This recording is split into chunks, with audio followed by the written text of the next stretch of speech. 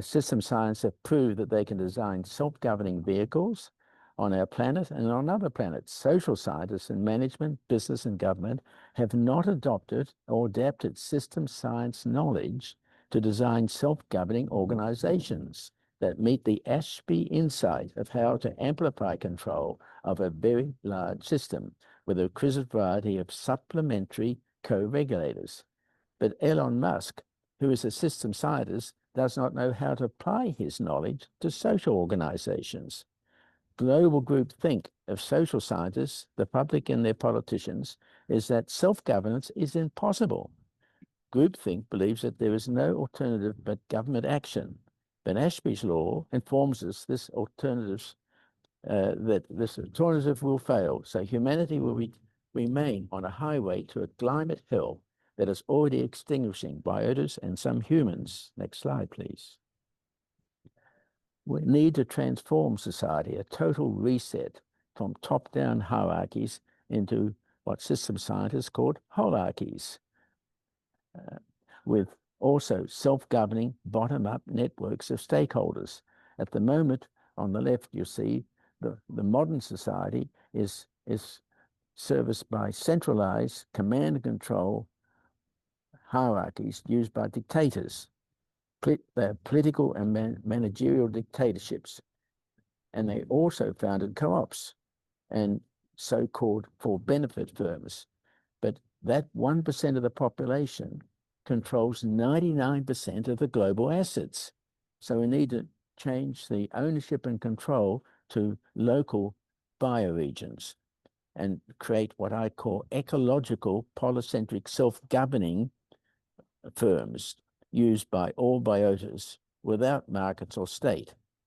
We need nested networks of stakeholders self-governing holons, forming self-governing holarchies.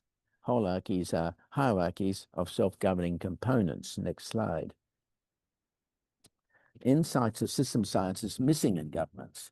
Polycentric governance introduces cross-checking, contestability, and communication and control channels, as well as in decision-making to reduce errors and risks. These features are not systematically available in command and control hierarchies. Hierarchies represent a toxic, exploitive, alienating, dysfunctional form of management. Cybernetic laws inform us that CEOs of command and control hierarchies cannot either reliably or comprehensively identify risk management and or malfeasance because such organizations lack a requisite variety of controllers, as only variety can destroy variety, according to Ashby. The impossibility for government regulators using simple command and control hierarchies cannot control the complexity of the private sector because the laws of requisite variety, like the laws of conservation of energy, absolutely prohibits any direct and simple magnification, but it does not prohibit supplementation, according to Ashby. Corporations can become designed to become supplementary co-regulators to amplify regulation for taking 8 billion feet off their accelerators on our highways to a climate hell. Directors of organizations controlled by a single board obtain absolute power to identify and manage systemic unethical conflicts of interest. These can arise from nominating themselves to the board, determining their own remuneration, control of their auditor, controlling process of being held to account or general meeting, and counting the votes to corrupt absolutely themselves, the organization, and society. Next slide.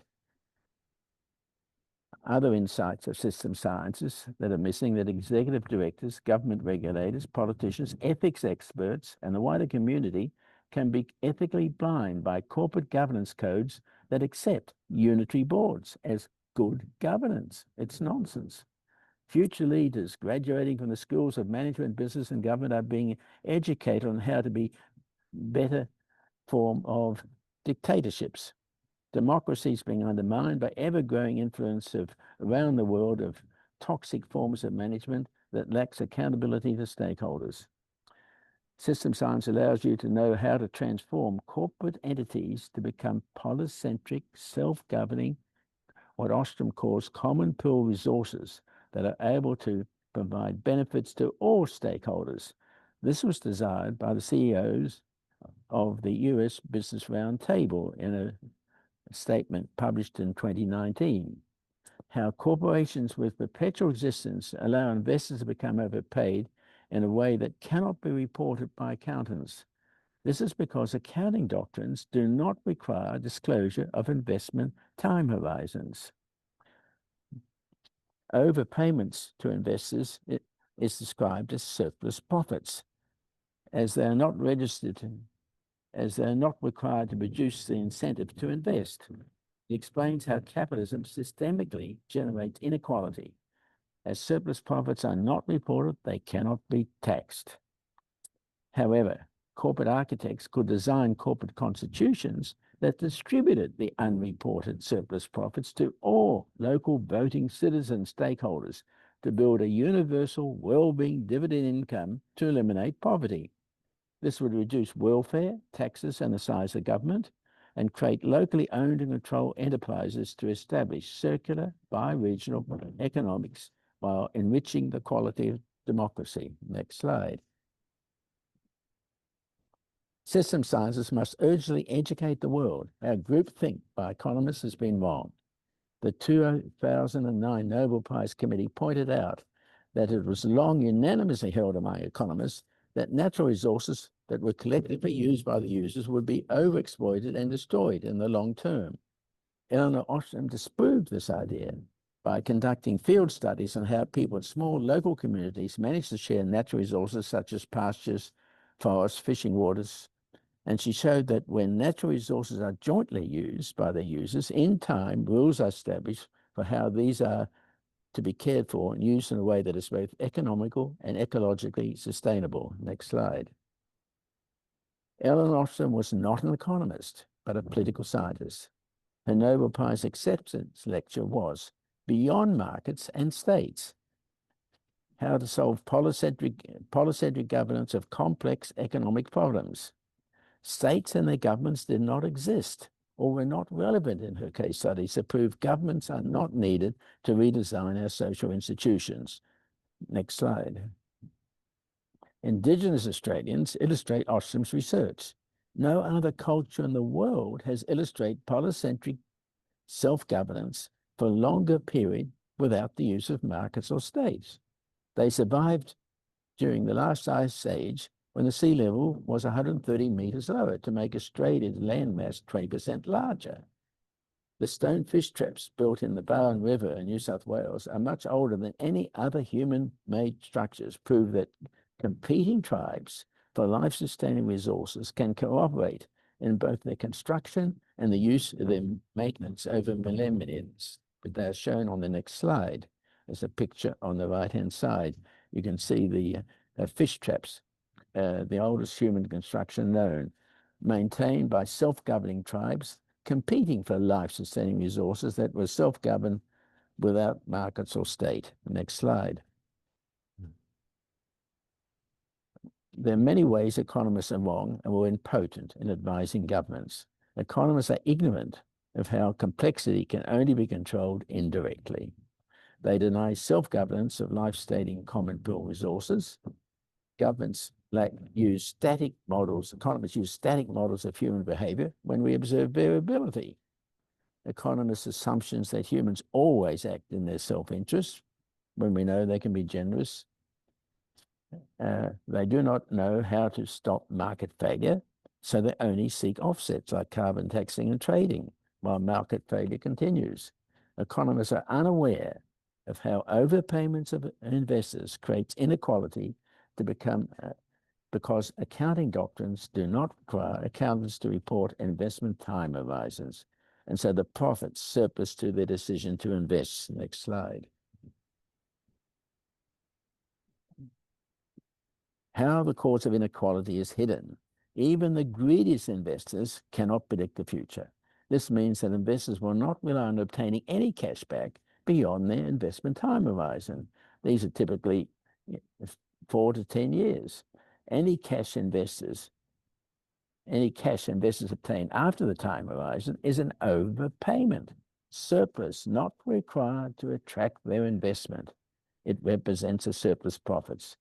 Economists don't even have a word to describe this concept. Without the word, they can't even think about it. Accounting doctrines ignore investment time horizons, so surplus profits cannot be reported. Parts of the profits are reported annually, but they're not added up and compared with the initial investment. What is not reported cannot be detected by economists, the public, or the government, so they cannot be taxed. Evidence of surplus profits being hundreds of times greater than initial investment was provided in my required reading at Harvard University of Penrose's article in 1956. Next slide. I discovered surplus profit when I was at Harvard Business School during my 1962 summer break of my 2-year program. I was working for the Treasury Department of a multinational oil company on the 52nd floor of the Rockefeller Center. Operating divisions would submit cash flow projections for major projects around the world that could have an expected life of up to 30 years. This was at a time with less uncertainty, with volatility, when there was a gold standard and a fixed exchange rate. Projects had to return an expected present value after tax in excess of 10% per year within the foreseeable future time horizon that varied with each country. No cash flows are recognized for any country after 10 years. Some countries that required investors to give 50% interest to a local partner, the time horizon could be as low as 4 years to recover 100% of the money back, plus the compound 10% return. Project surplus profits could then last 26 years, but corporate surplus profits could last indefinitely, as corporations do not have a use-by date. Next slide. Are limited life investments feasible? All intellectual property has a legal limited life. All real productive assets wear out. So limited life is a normal thing for investors. I've walked the talk as the founder of limited life high-risk investments. I co-founded Saxon Vale Vineyards in 1969. It became publicly traded in 1975. I attracted hundreds of investors to raise millions of dollars on 15-year leases. I repeated this practice 10 years later with a company called Bow and Cotton Limited, founded in 79 and become publicly traded in 84. Also, I was a co-founder of Australian Film Underwriters that operated for 3 years, raising film finance for hundreds of investors whose copyright disappeared, boomeranged back to after 7 years. And the reason we did that, either the film paid for itself or it didn't. We didn't want to be lumbered with the costs of being accountable to investors forever. Next slide. Surplus profits are not trivial in creating inequality. They undermine humanity existing locally for eternity. The counterproductive outcome of such alien investment was described by Penrose as the acceptance of an unlimited, unknown, and uncontrollable foreign liability. Such surplus, unlimited, unknown, and uncontrollable alien payments deny local citizens seeking to form local circular economies in their host bioregions to eternally sustain humanity. Alien payments of surplus profits degrade local well-being. It represents economic sabotage. The US-based General Motors invested $2 million in its wholly owned Australian subsidiary in 1928 and began remitting dividends each year 10 times their initial investment. A few years later, aggregate dividends after 45 years grew to 250 million, while the asset value increased to 200 million, all from a $2 million investment. Penrose reported that the dividend to General Motors in 1954 represented 8% of the export receipts of the whole Australian economy. Next slide. Polycentric government can exist in modern societies. No changes in public law is required to create organizations with distributed decision-making, as found in the human brain, that has no chief officer neuron. Examples of large enterprises with polycentric governance are the John Lewis Partnership in the UK, the Mondragon Cooperatives in Europe, and Visa credit card business in the US. They have demonstrated their competitiveness and resiliency by surviving business cycles for over half a century. Polycentric governance without markets or states is illustrated by Autonomous Olympic Committee with its nested self-governing components that in turn are made up of self-governing national bodies that are in turn made up of self-governing regional bodies made up of self-governing clubs, with all lower levels competing and cooperating. Each autonomous sporting body represents a holon, and the nested networks of holons creates a hierarchy. It illustrates how the complexity of life is created and how the global action can be initiated from the bottom up to engage with the 8 billion individuals with their feet on the accelerator, endangering the future well-being of humans. Self-governing of living things and societies is achieved without VSM. Last night I heard VSM being likened to polycentric governance. That is a irrelevant distraction. None of the self-governing organizations, the large ones or the small ones, use VSM. It is not needed. There's no evidence that VSM can lead to self-governance. Next slide.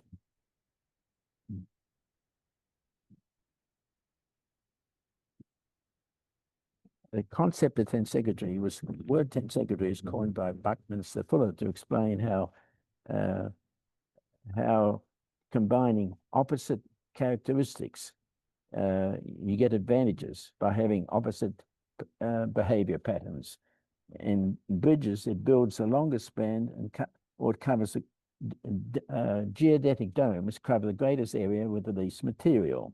Biological structures, tensegrity is a feature. It's like the yin-yang Chinese. It's complementary but contrary. Drives change in functions and behavior. It transmits self-correcting signals to connect holons to change their functions to protect the integrity of the hierarchy in which they are embedded. So in social structures, it creates a requisite variety of instinctive and learned behaviors.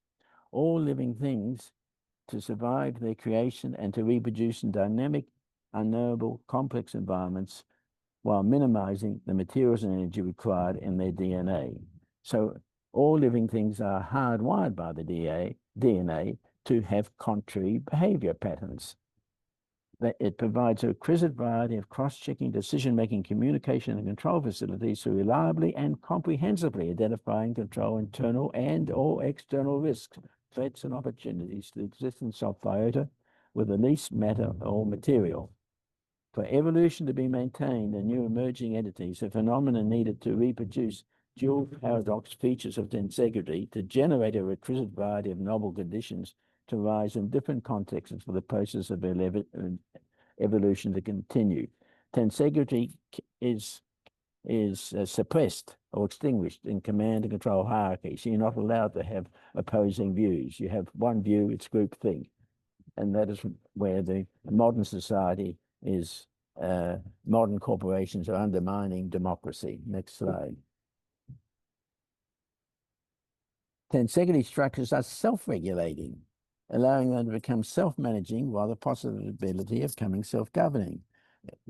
Exerting forces on the structure will change its shape to trigger both compensating forces to regain its shape, while its new shape in biological systems changes its operating functions in the system in which it is a component, so the nature of the behavior of the larger system. Energy stored equally and shared through memory in the past shape. There's a picture of me in the middle of the slide pulling apart a tensegrity toy on the left and distorting it into the pattern on the right. And when I let go, the energy stored in its system automatically adjusts it back to the original shape. It has a memory. Next slide. Tensegrity is a neglected phenomena of the universe. Social scholars have neglected the role of tensegrity, so researchers focus on hierarchies like governments and firms that inhibit, frustrate, or punish individuals exhibiting non-conformist, non-reliable behavior. The inherent dynamic self-governing checks and balances created by tensegrity means that most groupthink models of human nature used by economists and other scholars identified Jensen and Meckling must be wrong most of the time. Physical structures built with materials and materials of contrary complementary behavior can cover the greatest area or span with the least materials. Tensegrity in a physical or social context drives evolution from continuous adaptation from it generating a variety in changing contexts.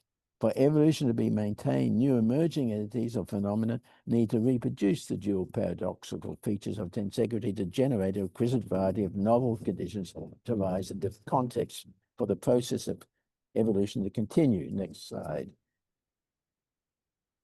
Models of human nature used by financiers and economists do not recognize tensegrity. Jensen and Mecklin identified the 5 major models of human behavior used by scholars.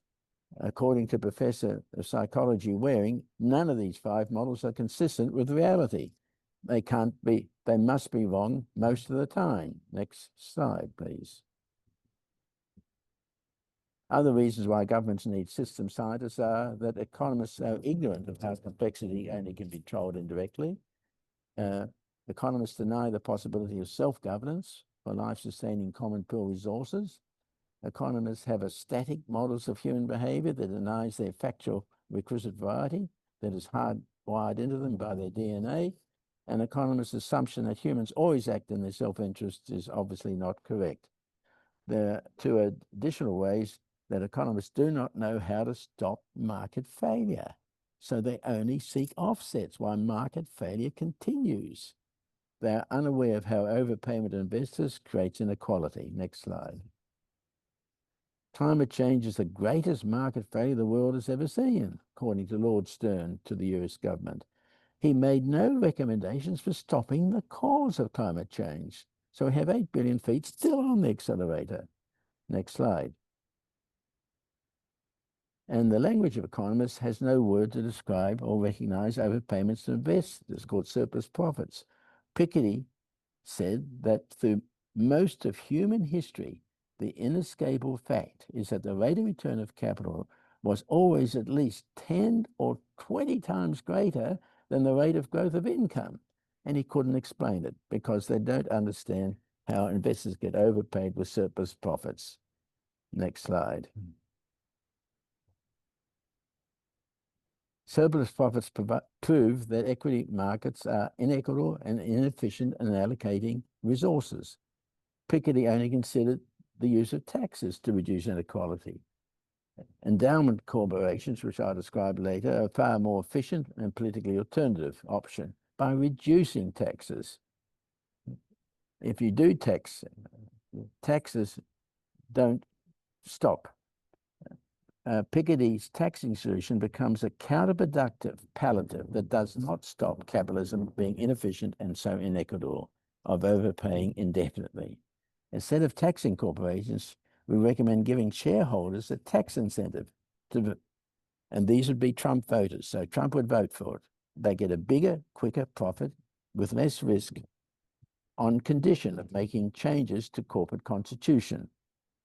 And these changes would require that they introduce polycentric governance, which can regulate and provide win-win benefits for all stakeholders, especially those firms, the stakeholders on who firms rely upon for their existence, like employees, customers, suppliers, managers, and local community infrastructure. Now, these stakeholders would be Democratic voters. So both sides of the aisle would vote for this tax incentive for the rich to make quicker profits on condition that they shared ownership with the Democrats. Next slide. Public companies that I've founded illustrate that it's possible to attract investors from hundreds of people raising millions of dollars with a limited life, which we can discussed earlier. So we'll move on to the next slide. It's a compelling self-reinforcing political incentive for introducing self-funding tax incentive because only citizens who can vote for politicians can own, vote, and receive the unreported surplus profits of corporations as dividends that can now be taxed, and so help repay the cost of the tax deduction. All voters in any political electorate can obtain benefits, unlike tax incentives for employee ownership and other vested interests that only benefit minorities. All voters, 100% of voters. Stakeholder dividends fund a universal well-being income for all voters to reduce the need for welfare, taxes, and big government. Alaska provides an example in this regard. An incentive is self-funding from increased taxes from stakeholders and savings and welfare payments to other stakeholders. Shareholder primacy is maintained as stakeholders become shareholders. Fiduciary shareholders, like big pension funds, obtain a legal obligation to vote for the required constitutional change as it maximizes the reported profits for their beneficiaries. Next slide. Endowment corporations become ecological as they mimic biota with limited life, give birth to offspring firms to continue operations for investors, managers, and stakeholders and dividend reinvestments. They also keep firms to human scale and governed by the eternal renewable needs of their host bioregions. The tax incentive requires shareholders to change corporate constitutions to one, transferred by book entry each year 5% of the initial shareholding equity to stakeholders. Now, transferring 5% each year after 20 years, the company becomes 100% owned by stakeholders. The big Trump investors have been exited, but they'll be reinvesting their dividends either in the offspring companies or in other companies. It elect a board to separate the power of corporate boards. There'd be one board to manage the business on the usual plutocratic basis of one vote per share, and another board elected on a democratic basis of one vote per investor to manage the corporate entity. This eliminates the current systemic toxic conflicts of directors to set and mark their own exam papers and the dictatorship of the majority shareholder. Another change will require each stakeholder constituency on which if any business depends for its very existence to elect their own advisory boards that are resourced to employ professionally qualified stakeholder advisors as management mentors and co-regulators. So you're getting polycentric governance.